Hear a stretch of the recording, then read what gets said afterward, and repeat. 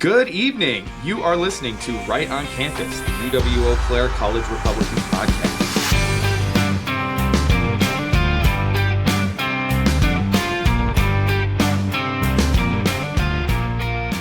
Good evening. You're listening to Right on Campus, the UW Eau Claire College Republicans podcast.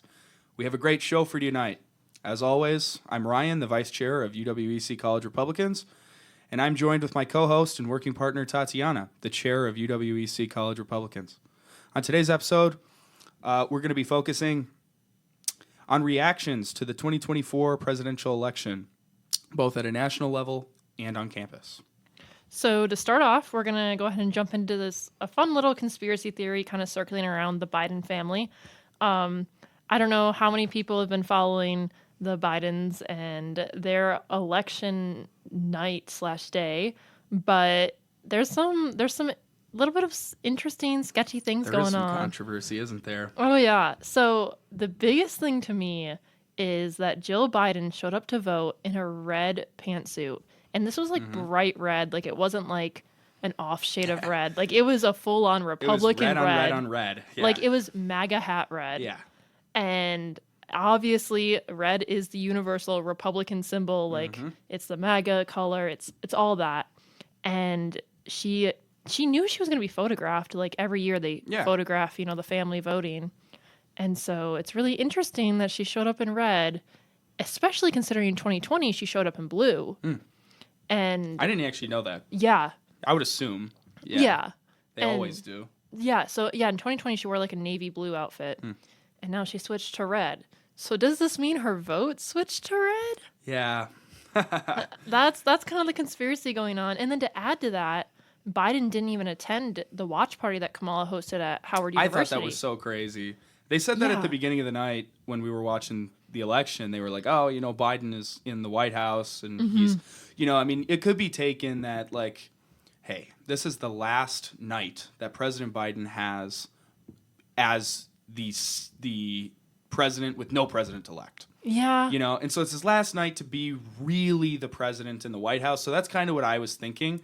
But that accompanied with then the photos and videos of Jill in the red, and then Biden having that Trump hat on at that rally and wearing that. He took it from the guy to be polite, and then he put it on. Yeah. And then he kept it. And he looked right at the camera. And he smiled. And then, did you see Biden's speech? Congratulating Trump. Oh, he looked so happy. I've never seen the guy look better. Yeah. It was shocking. He came out and he was, think about it. We'll get to the reactions of the left, but to briefly, it was like every news media station for 8 years has said that Trump is literally Hitler and he's a fascist and a dictator and he's going to ruin democracy. And then he wins and Biden's grinning ear to ear. Yeah. And he comes out and he makes his statement that's very cordial. And then he walks off stage and he turns and he grins at the camera. Yeah, I saw that. It's like, I know the guy is senile and he's 82 or 83 or whatever. So all of this is just total conspiracy, but like one after another after another after another, and then Jill wearing red. It's pretty damning. I think they maybe were. I've heard reports, but nothing's official, that the Bidens are very disgruntled with the Democrat Party. Rightfully so in a sense. Oh, absolutely. Yeah. Yeah, he won all of the primary votes. He won every state. He won all the primary votes. Kamala got 0 votes. Kamala got nothing.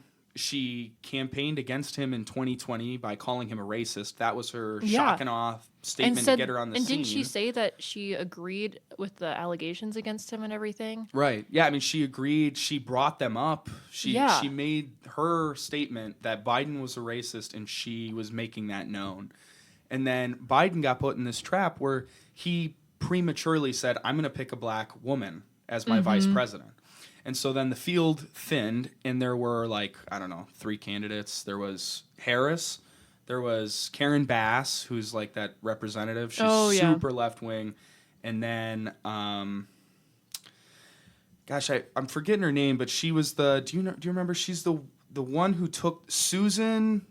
Oh gosh. She took the fall for Benghazi for Obama. Susan Rice. Susan Rice. Mm-hmm. So it was those three. And so she's not going to pick Susan Rice because of Benghazi. She's not going to pick Karen Bass because she's too far left. So Biden, Biden, so then Biden's forced to pick Kamala. And so I think this whole time Biden and his family, considering he's senile, have been very disgruntled with not just Kamala, but the Democrat Party. Well, and then they force him out. Exactly. And they don't just say, oh, no, you're not running. They didn't really let him campaign with Kamala. No.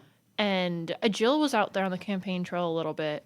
But do you think that they weren't letting him campaign, or do you think that he was choosing not to campaign? I don't think they were letting him. Really? I think if Biden... Well, I don't know. I lean towards that if Biden wanted to, they weren't going to let him.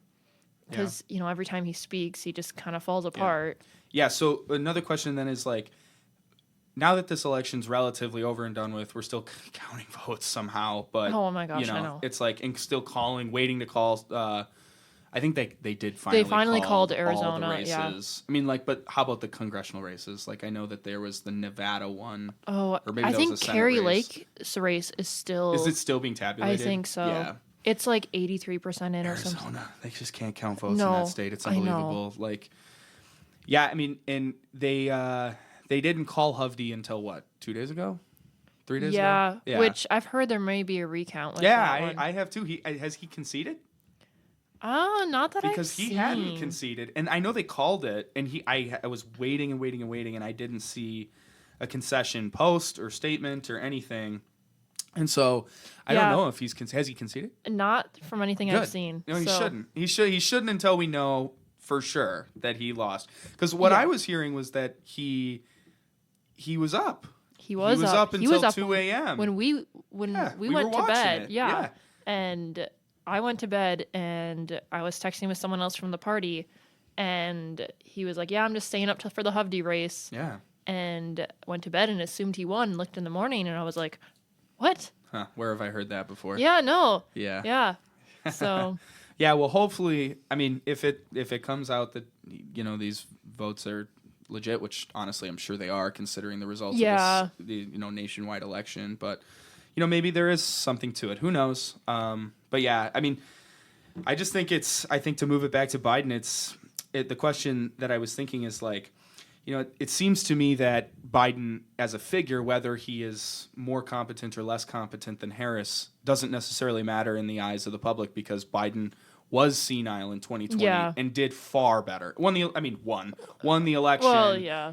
Right. I mean, but regardless of, the fact that there now are 20 more votes cast for Biden. The left is really upset because those 20 million people didn't go out and vote. Right. Well, yeah, exactly. They either didn't go out and vote or didn't exist. And so that's the question is, or maybe they do exist, but they didn't vote knowingly. I mean, whatever the answer is, Biden significantly overperformed in 2020, and Harris significantly underperformed. So would it have been more beneficial to fold Biden in, or maybe keep Biden as the candidate? Oh, that's a good question. I don't know. I think, to be honest, the second Biden started to go kind of downhill in that first debate with Trump, and even just a little before that, I think they lost the election right then and there. Yeah. Especially, what I don't understand is why would they pick a candidate that was on the Biden administration? I guess maybe because they didn't have a choice. Yeah, this is another good kind of segue into something we don't actually have planned to talk about. But I was kind of saying this when it was happening. I never went on record on the podcast or really even said it in any meetings, but I had private conversations where I was worried about who will the Democrat nominee be. Because from 2020, we all knew, but I mean, we literally were praying every day that our country didn't lose the president. No, literally, yeah. Because he just died. And so I was thinking, okay, who's it going to be? A lot of people thought it was Michelle. I always kind of thought that was a little far-fetched. I certainly thought it was Newsom. And I think that brings us to kind of the point maybe of we need to decipher, Why did they pick Kamala? She was terrible. She was terrible in 2020. She was literally the first Democrat out of the primary because she sucked. And we all know she sucks. And she flip-flops on every issue, and she's super unlikable. Yeah. But how about these candidates like, namely, Big Three? They're gubernatorial, they're governors. So Gavin Newsom, number 1 from California. J.B. Pritzker from Illinois. And Gretchen Whitmer from Michigan. These are candidates that they're going to look to in 2028 to fill the presidential ticket. So they're going to look to these candidates in the 2028 presidential race, and I think they're not juggernauts by any means. You know, they're no Barack, and quite frankly, they're no Biden. I mean, the name recognition of a Biden is huge, but I mean, they are far stronger candidates than Harris. And so my thought was maybe was Harris like the successor as the vice president. Yeah. Could they really have skipped out on her? The first black woman president, as much Democrat, as right? That makes sense. The Democrats aren't really known for just doing what's logical. Yeah. Like if they wanted someone else in, they would have put someone else in. Yeah. They really don't seem to follow like what are the people going to go with? Like they seem to be able to manipulate enough that they just go with what they want. How do you think that would have played if with the Democrat base, if they would have removed Kamala and put a white male of Gavin Newsom in as the heir, and they just totally cut her out? How do you think that would play with the base? I think there'd be people would be initially upset, but I don't think it would hurt them enough to turn because there's enough, as long as they fuel enough hatred for Trump, they can really put whoever they want on there. Right. And the whole, she's a woman, she's Indian, like that definitely helps her, but they just got to pick a vice president candidate that fits those, criteria or whatever. Yeah, right. Yeah. And, so I don't know. Yeah, those are some good questions though to think about. No, seriously. Yeah. It's just, I think they're thinking about it a lot too. Like what went wrong for them? Yeah. Yeah, no, for sure. There's so many possibilities because Trump overperformed with so many groups and won so many states and won the popular vote for the first time in 20 years. It's like, I mean, where did you go wrong? No, exactly.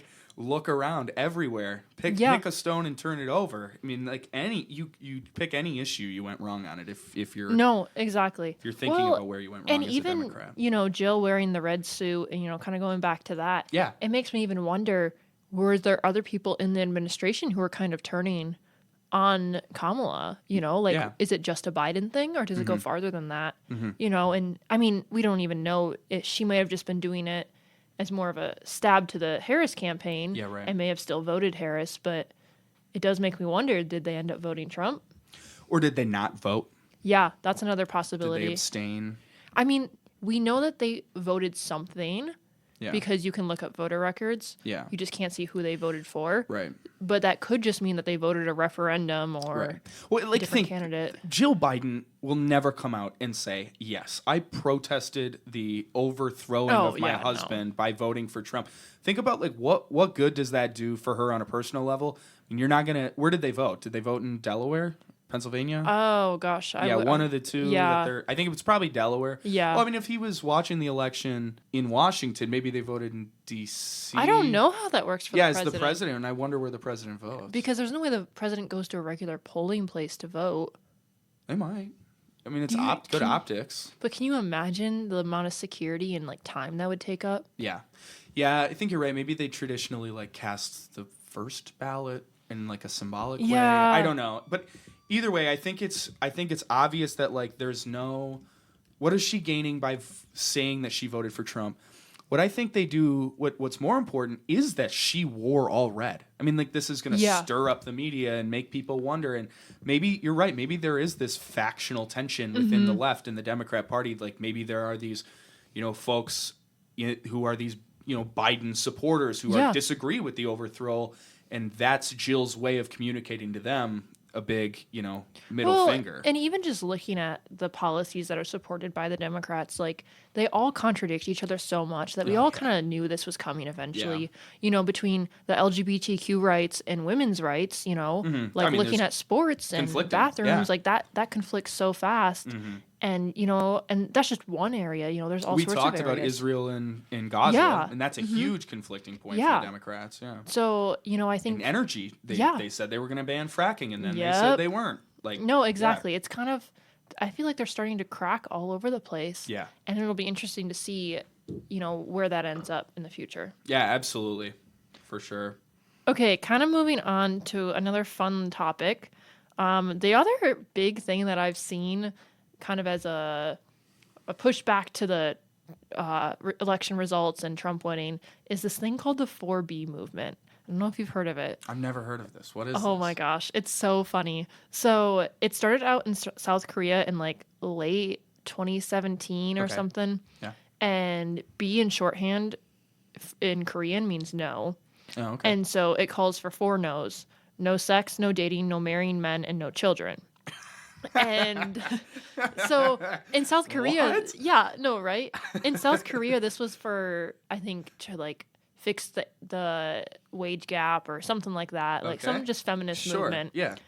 But now that Trump won, there's starting to be this trend in the U.S. on TikTok and stuff of women saying that they're joining the 4B movement because of abortion rights. Wow. And it's supposed to show resistance to the conservative political environment.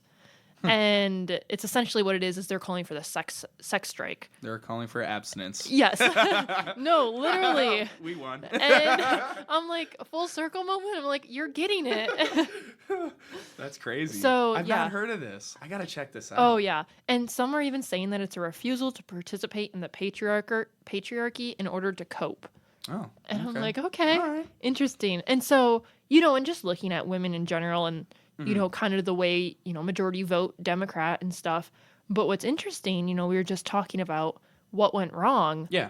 In 2020, Biden won women by 15 percentage points. Oh, But wow. Kamala only won women by 8 percentage points. Oh, my goodness. So they lost something there. Wow. Considering abortion was her top thing. I mean, that's an insane underperformance. Yeah. I mean, her whole Wow. campaign was based around women. Abortion. Like, Wow. that was it. And- Enjoy. Yeah, yeah. Let's not forget No, joy. yeah, enjoy. Maybe that's why Whatever that Biden was means. smiling. Oh, yeah. He was just so joyful. Yeah, He's just so joyful. he just didn't realize the campaign was over. Yeah. Yeah. Wow. So, but yeah, it's really interesting. And 53% of women voted Kamala, while 45% voted Trump. Boy, that's tight. So it's a lot tighter than you would expect, Yeah. considering, once again, her whole campaign was all about abortion, all about women's rights. Mm-hmm. And so, I don't know, it's kind of interesting to look at. And, one of the questions I've kind of been thinking about is, do we think this whole 4B movement will take off? Absolutely not. Yeah. No way. Yeah, no, that's Yeah, kind of, no I mean, way. in South Korea, it sounds like it has enough that, there's not sure if there's a correlation or not, but I guess the population has not been increasing. It's actually been decreasing. They have a huge problem over in Asia with birth Yeah. rate and replacement. And yeah. so, I mean, Well, so do we Yeah, in no, America. we do but too. Yeah. but also, Asia writ large does. we're yeah. also killing our children. So, Oh, absolutely. Yeah, and replacing us by, Yeah. bringing and then folks in. castrating, people. Right. So, Yeah. there's a lot of factors in that. But yeah, I don't know. Why do you say no so strongly? Because what drives people's want for an abortion is the hookup culture in America. Yeah.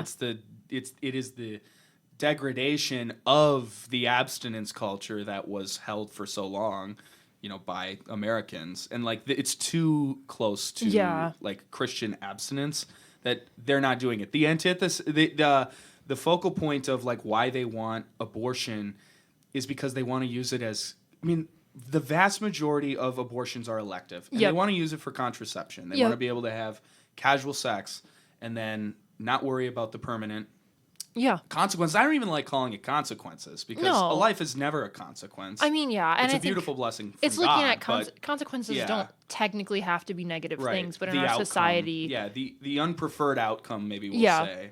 And so, no, I don't think women are going to be, Yeah. joining the 4B movement. It honestly would be cool. oh yeah, It'd be really good awesome. for their health. You Yeah, know? no, for yeah, sure. But hey, I'm maybe I'll be optimistic about it. Maybe Oh, it yeah. will come around. Well, and that reminds me, I was just watching some Instagram reels today, and one of the ones I saw was they're now calling for you need to divorce your husbands and break up with your boyfriends. Not even if they just voted not just because Who they said voted this? Trump, just some Random person. Yeah. Oh, okay. Yeah. And it was like a compilation of all the reactions. And Those are funny. oh yeah. And she was like, you need to divorce your husbands and break up with your boyfriends because we are not letting the patriarchy win. Oh. And I'm like, okay, cool. Yeah. Like, nice. yeah. So boy. I don't know, a fun little start of a movement that probably won't go anywhere. Yeah. Yeah. Yeah. Moving on to, a little bit more of a serious reaction to the Trump victory, I'd like to talk about I'd like to talk about the world leaders' reactions to the Trump victory. So I think we'll start with Israeli Prime Minister Benjamin Netanyahu, who congratulated Trump on the, quote, greatest comeback in history. So that's huge. Yeah, I mean, it's a strong statement from he's not wrong either. Strong ally, yeah. No, he's not. The Trump victory should be written about in history books. Oh, yeah. We should, quite frankly, put up statues for this. No, like, I mean, this is the greatest thing that's ever happened to Republican politics since Reagan, and before that, Lincoln. Yeah. So it's, maybe kind of Nixon before he got before he left office. But yeah, I mean, because Nixon had a huge victory, Reagan had a huge victory. Mm-hmm. Lincoln really had not a very good victory, but he's just a great Republican president. But this will go down as one of the landslides. Yeah. And so we should I think, lose our minds about it. Oh, yeah. And I think what's so shocking with this one is it's not just how much he won by, but how much we didn't expect it. Yeah. Everything has been so blue for so long. And then for him to, after the 2020 election where he lost by 20 million votes, to come and just get every swing state there is. Just clean the board and win the popular vote. And I don't know if you've looked at those maps of the country. Mm-hmm. The only blue on there is the major cities. It is. Like every county. Yeah. I mean, I think it's Oklahoma. There's not one blue, West blue Virginia county. too. There's West Virginia too. Yeah. And that's insane. It is. It's amazing. It's really amazing. And it gives me so much optimism. Yeah. It's like we, for 4 years now, have been, I mean, even in 2020, I was very optimistic. I was cautious yet, but I thought Trump was going to win. Yeah. I think Trump won. Yeah, I think so too. But, for whatever it's worth, he didn't. And, and he wasn't the president. And we not only didn't win the White House, but we got clobbered. We lost the Senate. And then in 22, I was like, okay, this is the red wave. Nobody can stand Biden. Mm-hmm. And then we got smoked again. And it was the most deflating thing. And for this, I know you and we were watching it together, and we kept saying to each other, something's gonna happen. This just doesn't feel right. And it just nothing happened. We just kept going. No, we need to wait. Won. We need to wait. Even when it came out and Fox News was like it's been called, we were like, no, we didn't even celebrate. Yeah, no, we waited. And for other news stations we to didn't call celebrate till Trump came on stage. Yeah. Yeah. And then we're like, oh, this is real. Yeah, this is actually real. Yeah. Wow. Yeah, it was amazing. Okay, to keep us on track, this is an important one. Yeah. So, Ukrainian President Vladimir Zelensky congratulates Trump on a, quote, impressive victory. He also says he looks forward to a stronger America. Now, this guy in the back of his mind's got to know his day is coming. He's no for it, this is what is unfortunate for Zelensky is Zelensky should have understood at the beginning of this Russia war that there was just no way he was going to win with legitimate NATO involvement. I mean, there's just in a 1v1 war with Russia, they have the manpower and the manufacturing power. Ukraine is a blip on the map. It's just impossible for them to think that they were going to withstand the Russian invasion. And so for him, he's got to understand that, his goal is going to need to be figuring out how he can negotiate peace in tandem with Trump and then remain in power. I mean, because if he can't figure that out, he's going to be in trouble with his own people. But I mean, that's not my concern. I'm not Ukrainian. I'm American, so I'm happy that we're I got some Ukrainian in me. You do? But, yeah. Well, you're not a Ukrainian national, at least. No. I mean, not that that's a problem. No, but I'm just saying. I mean, I'd love to see Ukraine succeed, but like you said, it's just not practical. No, right. And at this point, that's a Ukraine battle. It's not a U.S. battle. Yeah. And as long as Russia's not coming in and taking over all of Ukraine, I don't see the point in keeping up this fight. No, yeah, right. moving on to the other side of this conflict is Russian President Vladimir Putin. So Putin spoke of the bravery of Trump in relation to the assassination attempt. Yeah, he's talked a lot about that assassination attempt. That seems to be his focus. I'm sure he has. People tried to kill him in his country. That's true. And so, I'm sure he's sympathetic to it. And he says that he will give, quote, attention to Trump's desire to solve the conflict between Russia and Ukraine. Now, inversely, Putin is probably going to take a more stiff approach because he is bringing on the war. And so he doesn't want to be like, oh, yeah, I'm excited to negotiate and end this thing. Because that's going to make him look weak to his people. Yeah. So, but I'm sure they're both, Zelensky and Putin and Trump and the American people and the world are all eagerly waiting the resolution of the conflict in Eastern Europe because we can't have it anymore. It's got to end. So yeah, and I mean they know where Republicans stand, and they know that we have House and Senate now too. Right. And did we officially get House? No, not yet. Not officially, but we got it. I mean, we pretty much have it. All right, so I saw this one right after the election because this was pretty quick after they announced Trump's victory.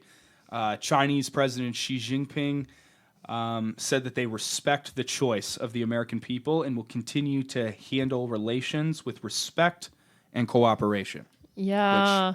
I mean, what else do you expect them to say? Well, the Chinese have always been very adversarial while maintaining extraordinary diplomacy. Oh, yeah. And we, for all this talk about war with China, the war with China has been characterized by a lot of political, thinkers and just pundits as the current Cold War, the new Cold War. No, it is in a sense. Because we're two large nations, large industry, large military power, and so there's no benefit for either of us to go to war, and we have this working partnership that should be looked to be maintained. While we were talking on the other podcast about reshoring manufacturing, this is where we converge, is the Chinese want us to manufacture in their country. And we want, to reshore domestic manufacturing, for national security reasons. So I'm happy that China didn't take Taiwan. Because I was hearing from everybody for 2 years, that China's going to take Taiwan. And then Israel blew up into war, and then Eastern Europe blew up into war. And I was like, there's one more. It's just one more, and then we're at a global theater, this is a problem. And so for them to hold off, I think, is good. It's really good for global tensions. So the other interesting thing about the whole, China aspect is, I don't know if you saw, but Steve Madden, the shoe company, said that they're pulling out of China production in there as soon as Trump won. So aren't those expensive shoes? I don't know anything about shoes. Probably. I feel like are they shoes? They are shoes. Okay, yes. I was I thought they were shoes.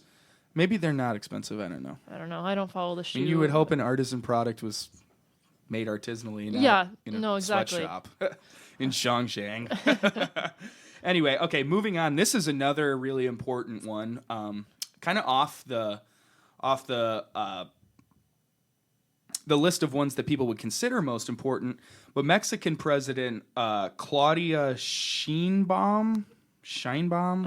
I don't know. I've got I don't really. I know she was recently just elected, but she said that Trump's win was, quote, no cause for concern, and did not extend congratulations to Trump. Yeah, that's an interesting piece, there.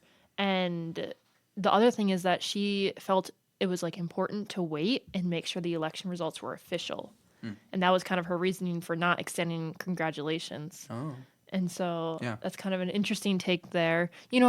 Trump, just after being elected, came out and said that he is waging war on the drug cartels. Yeah, and, and so that's going to hurt them. And yeah. I mean, it depends on how aggressive Trump wants to get with Mexico because in 2016, he said they were going to pay for the wall. Mm-hmm. And they could. They could. I mean, if we really were serious about it, we would just make them do it. But, I don't think we're going to actually do that. But, same with this war on the cartels. It's, we're going to have an internal discussion whether how involved would we get with that? I fully support the squashing of the fentanyl coming into our country. I would be very hesitant to say that I would support maybe ground troop involvement. Yeah. I don't know if that's in our best interest, but at the moment, I would say absolutely we need to end this drug, overflow into our country. Well, and I think a lot of that starts with, getting that wall back. Absolutely. And 30 feet of concrete. Yeah. And, and actually not letting people just cross our border like it's nothing. Yes. And checkpoints. And that's the thing, too, is we have such an open border. Like, I don't know, have you ever seen the U.S.-Mexico border? Like, it's just, it's packed.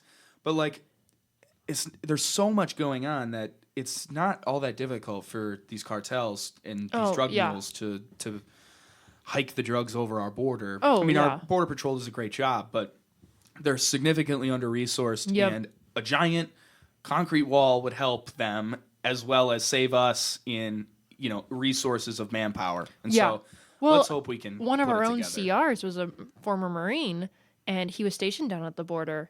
I don't know if you knew that, but I have no clue. Who is it? Zach. He hasn't come to many of our meetings. Oh, okay. But well, Zach, if you're listening, thank you for your service, man. No, for sure. And he's been involved with the Trump campaign though a lot. Oh, cool. And working with Dave. And so, but he was saying, he was down at the border, and just has a lot of stories to tell about how under-resourced they are and how difficult it is down there right now. Yeah. I mean, it's effectively impossible. Yeah. You can't watch the border with exactly. the resources we have and no border wall. Just, it doesn't make any sense. Anyway, Mexico's not an adversary, but moving towards an adversary, the Iranian government, I don't know, was this the Ayatollah or the new president? This is the spokesperson for Iran's ruling Islamic regime. Okay. So they said that the election was, quote, not relevant to them. Yep.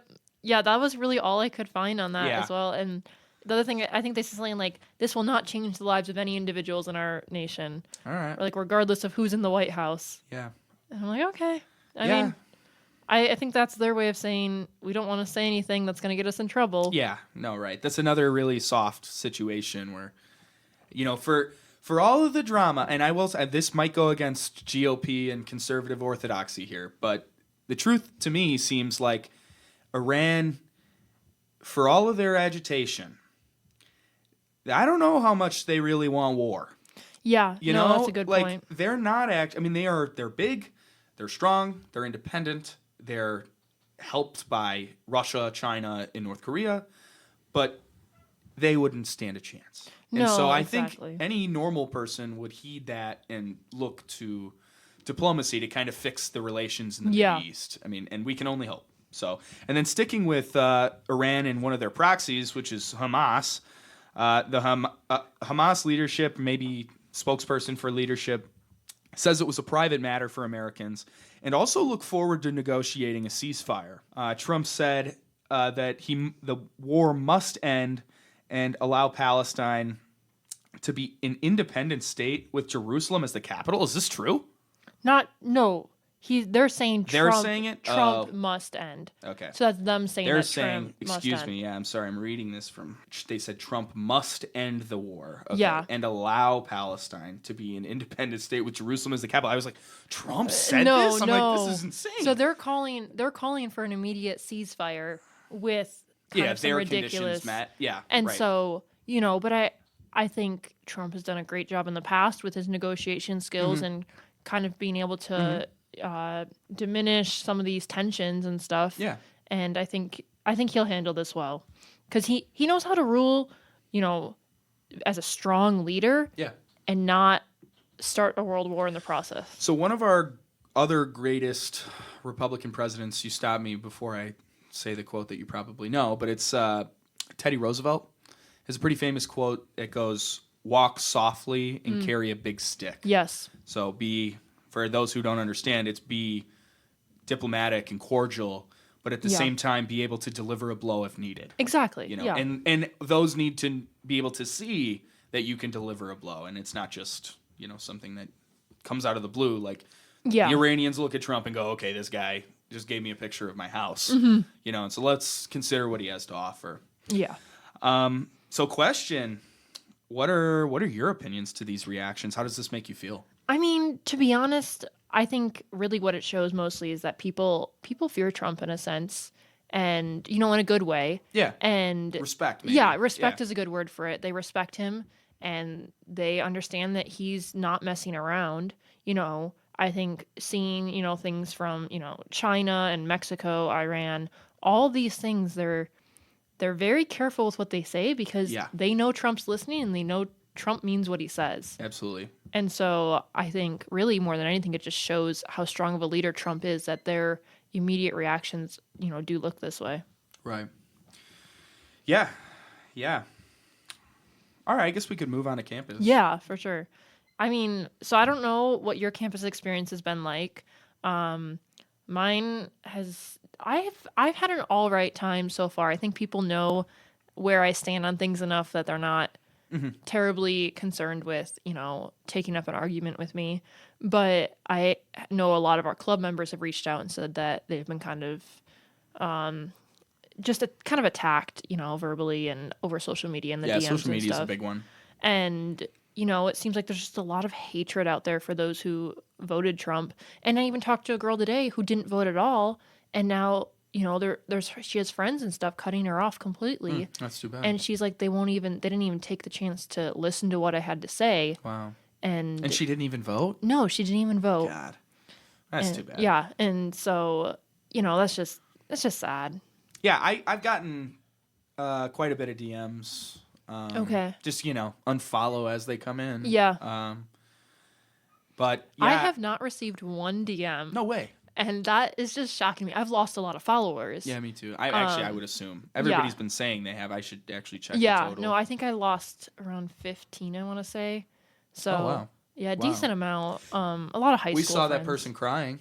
Oh, right. Remember that? Yes. Yeah. Yes. Right, that was after the filming of the last podcast. So the day after the election, there was a couple students crying. Yep. We walked past them. I mean, I would have... Maybe they were crying for something else. I don't know. But it seemed like they were a little upset about the election and people results. just really seem like the world's going to end, And I walked past the Pride room at one point, and they were crying and complaining in there, too. And somebody even said, we got to watch out for the college Republicans and their next steps. It's okay. We're not going to do anything. And I'm like, we're just going to celebrate. Yeah, like... Be happy. What are you going to do? Come to our party? Like, actually, anybody who's listening is welcome to come. If you want to celebrate a Trump victory, you're welcome to come. I mean, this episode will come out after the party's over. Okay. But On any other meeting. Yeah. I mean, have any of your professors said anything? Yeah. So, really? As you know, I'm in a wonderful Taylor Swift class. Oh, and wow. An honors class, that is. Oh, cool. Wow. And we essentially just talk about, like, why is Taylor Swift so idolized in America?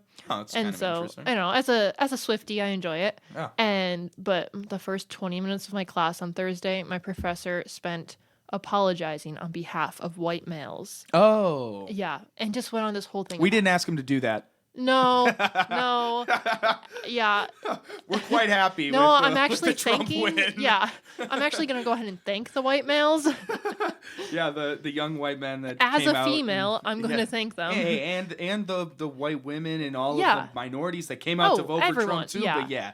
But white men, we didn't ask him to apologize. No.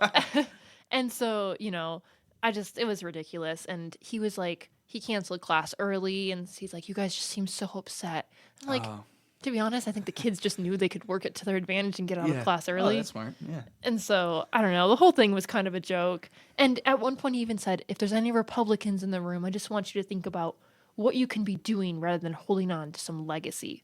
What is that supposed to mean? And I'm like, I almost said something. It takes everything in me to not. Yeah. But I was like, I do too. I have to sit through one of my classes that I'm have to take. Yeah. And it's just kind of about EDI. It just tests my patience a lot. Oh, yeah. A lot. Nobody really comments in the class, so it's not, I don't really feel like it's, it's really prudent for me to jump in and fight with this professor. Yeah. But nobody really said anything in my classes. Well, that's nice. Yeah. And I think a lot of it does depend on your major. Yeah. Cam, our secretary, yeah. I know has had a lot more of it in her classes, but she's a psychology and Crim J major. Right. Her Crim J classes, that's all they've been talking about probably, Yeah. And speaking of criminal justice, did you see that Jack Smith cases were dropped? Maybe not both, but one of them? Yes, I did see that. Were both of them dropped or just one? Oh, I don't know. That's a good Because question. he had the I saw for sure documents and the insurrection case, didn't he? Yes. Yeah, well, I mean, that's the thing too, is like all this lawfare is going to come to an end, like, whether Trump can pardon himself or not, there's just no political mandate for it. It's not like they won the popular vote and can claim that they got screwed again, like, because that's their go-to when we win an electoral victory. Yeah, it looks like both cases were dropped. Yeah. Dub. Yeah, no, for sure. Let's go. So, yeah, I don't know. I mean, like all these students that are coming and saying, I feel isolated. People are cutting me off. Like, how do we foster a better community on campus? I mean, at the end of the day, we're all Americans. We're all, blue golds. So what do we do? Well, I think it starts from kind of the top, right? Like, students and young people are very malleable. Yeah. And it's not just like, when I say the top, I don't mean just like professors, but this is the liberal establishment writ large. Yeah. For 10 years, they have said that Trump is a fascist Nazi Hitler. And that's not appropriate. No. It's not appropriate to equate, the front runner and president and political candidate that more than 50% of the country supports as a fascist and as Hitler when he's not. No. And I think that has bled down into, the more left-wing students who like, I don't hear a ton about how, I disagree with X policy, and so I'm a Democrat. It's like this name calling. Yeah, and it's my rights are being taken away, and you ask them what rights. Yeah, they can't name them. No, exactly. Well, and so I just think that the culture to change. It's gonna take time, and this Trump victory is helping. Yeah. It's gonna normalize all. I mean, even for Trump. President of Wisconsin Dems Matthew Leonard came out and said that things were shifting right. Did he? Yeah. I didn't catch that. And with Milwaukee Sentinel. Oh, really? Oh, I'll have to check that out. Yeah, wow. I just I think in order to change the culture, we're going to need some of the folks at the top to not dig in, which is the Democrats have two options now. You either dig into the left and say, we were too wishy-washy on all of our issues. Everything that we mentioned at the beginning, we don't need to relitigate, but like, they had those three big issues or more that Kamala was on both sides of. Yeah. This is a hindrance. People think, we need to hit these voters in the middle. Well, it's very important to mobilize your base. And if you can get your base mobilized in 4 or 5 states, you win the election. And so I think moving forward, to change the culture, we're going to need to see the top shift center or center-right. And to say, hey, these disgruntled people with the liberal status quo, they're not Nazis. They're not fascists. They're Americans. They're our countrymen. And we need to respect the fact that there are more of them than there are of us. And it is a certain fact that now that Trump has won the popular vote, I think maybe that will kind of kick him in the teeth a little to think, okay, maybe we have to calm the rhetoric a little. At least I hope that's what they think. Yes. No, I would agree for sure, and I think too, you bring a good point, professors need to stop pushing such a left-wing agenda and just teach their courses. There's so many of these classes where it just doesn't need to be brought up. Like even my professor, he does not need to spend 20 minutes talking about it's excessive. Being a white male. Yeah, it's excessive. Yeah. Like it's ridiculous. So yeah. So yeah, I think remembering too that like it's easy during the election season, everything gets so tense and we get so tribal. Yeah. That like I'm a Republican or I'm a conservative and I'm a Democrat and you're a fascist and you're a Marxist and you're a Nazi and you're a commie, and like we need to remember that we all are Americans first. And so like we need to see our countrymen as countrymen and not as adversaries, and recognize that all of these debates we have about foreign policy and about domestic policy, it's not because we want to stick it to the bad guy who's our neighbor. It's that we want our neighbor to thrive. And so if we can all kind of come together and recognize that, hey, maybe we see differently. And I think this is the way the country was for a long time. Like, we see differently, but we can go to church together. Or we can go to the ball game together and grab a beer and a hot dog and, and just kind of live a little bit more outside of our tribe. Well, yeah, and these, you bring up a good point. Political tribe. There used to be these very American things that we would go, and do, and it didn't didn't really matter how you voted. You know, like sports is a great example of Yeah. that, but even sports has become so political. And I think if Well, they we, ruined it in 2020. oh yeah. Yeah. And even the American flag itself, people see an American flag and they immediately think Republican or conservative. That's such a good point. And yeah. if we can get back to the idea that that American flag stands for every single person, whether you voted Kamala, whether you voted Trump, or whether you didn't vote at all, like that represents you. And I think when we get back to that idea, that's when we start to save America. Right. No, right. Right. Totally agree. Well, looking forward, our next week's topic. We will be talking about TikTok star Jeffrey Marsh, who I consider a groomer. I'm not sure where you stand on that one, but... Yeah, I mean, I'm going to just go ahead out and say right now, I don't know much about him, but... Okay, I mean, yeah. So he's coming to Probably, campus, and we'll be talking about that. And just the things Guess he's he did posted on sign social that. media regarding pushing kids to message him privately. Oh, that's the And- guy. Oh, yeah. That Yeah. guy's a problem. Yeah. And so he's this non-binary trans TikTok star. And so, yeah, we'll be having a fun little discussion about that. Wonderful. Should be a good time. Do you know when he's coming to campus? November 19th. Oh, okay. So All right. Pretty soon. 9 days. Yeah, pretty soon. Okay. Yeah. Sounds good. Well, thank you for tuning in tonight. If you're interested in learning more about UWEC CRs, come to our meetings on Monday nights in Centennial 1704 at 7 p.m. Be sure to like and subscribe if you're listening on YouTube, and favorite and share if you're listening on Spotify. Also, comment below what other political topics you'd like us to cover. Thank you to each and every one of our listeners, and we'll see you next week where we're going to be talking about the push for transgender youth and TikTok star Jeffrey Marsh being on campus. Have a great night. Thank you for listening to Right on Campus. We post this podcast once a week where we talk about current events and life as a conservative on campus. Follow us on Instagram and Facebook at UWEC College Republican. Have a great night.